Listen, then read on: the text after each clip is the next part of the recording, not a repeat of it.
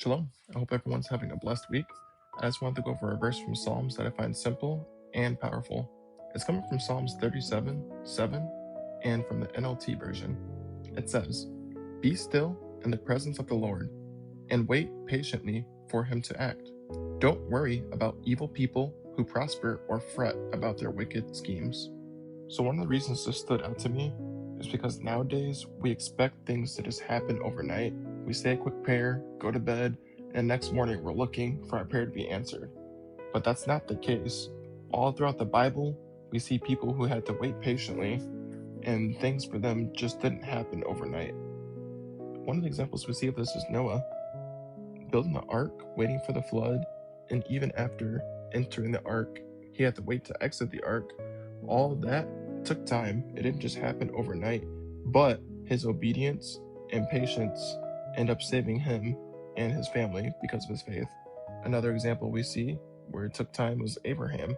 He was 100 years old when he had Isaac, so God's promise did come true, but it didn't just happen overnight as well.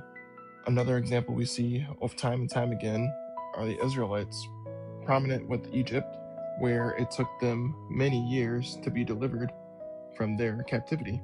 Even with David, he was told he was going to be king, but we see that didn't just happen overnight. It took over a decade for him to become king. So time and time again, we see that God moves when he's ready and not when we expect him to. Which brings us to my next point. Nowadays, we got comfortable with comparing our lives to other people. Sometimes it feels like everyone else is living their best life. They're getting their jobs they want, they got the car they want, and all their needs or wants and desires have been fulfilled, while you're still just waiting for your prayer to be answered. But the scripture reminds us to not worry about evil people who prosper or fret about their wicked schemes. So you may see people who look happy, but for all you know, they could be dead inside because of their wicked schemes. You may see someone who looks like they have it all, but you don't know how they got there. For all you know, they could have stolen, lied, cheated, all the way to the top. So you shouldn't aspire to be like others. Just wait patiently for the Lord.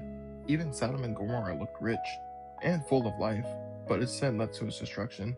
So while many people may appear to be blessed, without obedience and salvation, it's empty. God's timing may seem slow, but it's actually sovereign. Stay faithful, stay patient, and keep your focus on him.